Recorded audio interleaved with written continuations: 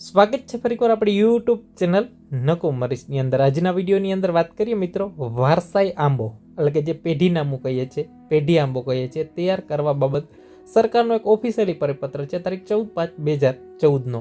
હવે આ પેઢીનામું છે, વારસાઈ આંબો છે, કેવી રીતે કાઢવામાં આવે છે, શેના માટે હોય છે, આ તમામ વિગત છે આ પરિપત્રની અંદર દર્શાવેલી છે મિત્રો।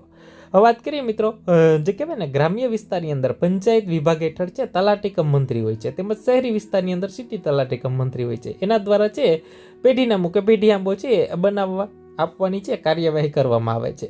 અરજદારના કહેવાય ને કે જવાબ મુજબ તેમજ પ્રતિષ્ઠિત સાક્ષીઓની હવે આ પેઢીનામું છે રજૂ કરવામાં આવે છે, જ્યારે બનાવવામાં આવે છે ત્યારે પ્રતિષ્ઠિત સાક્ષીઓ રોજકામ કરવામાં આવે છે, એટલે કે પંચ રોજકામ કરવામાં આવે છે।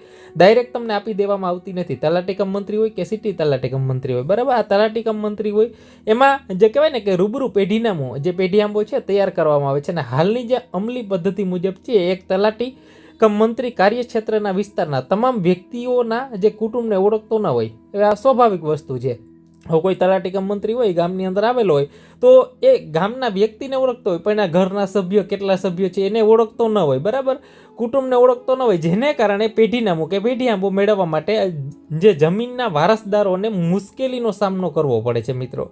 જે જમીનના વારસદારો હોય, બરાબર, એ વારસદારોને મુશ્કેલીનો સામનો કરવો પડે છે અને પેઢીનામું મેળવવા માટે વિલંબ પણ થાય છે। તેમજ કોઈ કિસ્સાની અંદર અરજદાર છે પેઢીનામું જ્યારે કઢાવવામાં આવે છે ત્યારે તેની અંદર સમાવવા પાત્ર નામોનો છુપાવો પણ કરવામાં આવે છે। પેઢીનામું એટલે કે વારસાઈ આંબો દર્શાવવામાં આવે છે, બરાબર, એની અંદર અમુક નામોનો કહેવાય ને કે સમાવેશ પણ કરતા નથી, એવું પણ બની શકતું હોય છે, શક્યતાઓ રહે છે, અને પાછળથી કાયદાકીય પ્રશ્ન ઊભો થતો હોય છે, ઉપસ્થિતિ થતી હોય છે। આ સંજોગોમાં જમીનના કબજેદારો હોય, ખાતેદારો હોય, બરાબર, એને પેઢીનામું કે પેઢી આંબો મેળવવા પડતી જે મુશ્કેલીનું નિવારણ માટે નીચેની પરિપત્ર છે સરકાર તરફથી જાહેર કરવામાં આવે છે। એમાં કઈ કઈ બાબતનો સમાવેશ કરેલો છે પેઢીનામા અંગે, તો કે તલાટી કમ મંત્રી હોય કે સિટી તલાટી કમ મંત્રી હોય, બરાબર, કાબાના હેઠળનો, જેમાં ગામના પ્રતિષ્ઠિત વ્યક્તિઓના સાક્ષી એટલે કે જે રૂબરૂ લખાવ્યા અનુસાર છે પેઢીનામું પેઢી આંબો તૈયાર કરવામાં આવે છે, તેમજ તે અંગેનું રોજકામ પંચ રોજકામ કરવામાં આવે છે। પરંતુ કોઈ વાર અરજદાર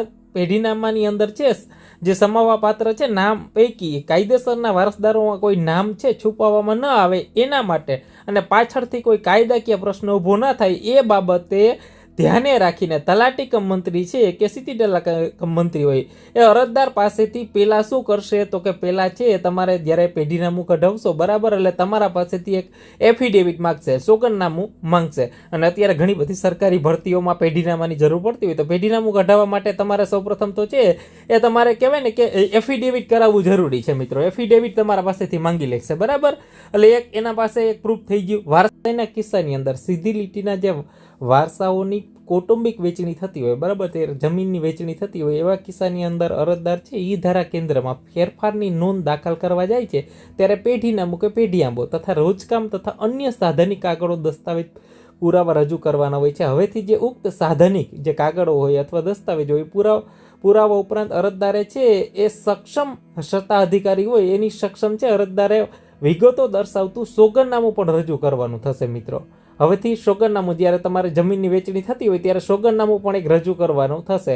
અરજદારે તાલુકા કક્ષાએ એટીવીટી શાખા હોય, બરાબર, જનસેવા કેન્દ્રમાં એક્ઝિક્યુટિવ મેજિસ્ટ્રી હોય, નોટરી હોય, સક્ષમ સત્તાધિકારી હોય, એમાં પરિશિષ્ટ 1 અને પરિશિષ્ટ 2 નીચે આપેલા છે, બરાબર, હું તમને ગ્રુપની અંદર આપી દઈશ। આ પરિશિષ્ટ 1 અને 2 છે તમને અમારા વોટ્સઅપ ગ્રુપની અંદરથી મળી જશે। ડાઉનલોડ કરવા માટે ખાસ ડાઉનલોડ કરવા હોય તો વોટ્સઅપ ગ્રુપની લિંક છે તમને નીચે આપી દઉં છું, અવશ્ય ત્યાં તમે જોડાઈ જજો અને તમામ પ્રકારની સરકારની યોજનાઓની માહિતી અને ખાસ ભરતીઓની માહિતી તેમાંથી મળતી રહે, બરાબર। આ જે પરિશિષ્ટ 1 અને 2 જણાવેલ સોગંદનામાના નિયત નમૂના મુજબ છે લાગુ પડતું જે વારસદારોની વિગત દર્શાવતું એક સોગંદનામું છે રજૂ કરવાનું રહેશે મિત્રો।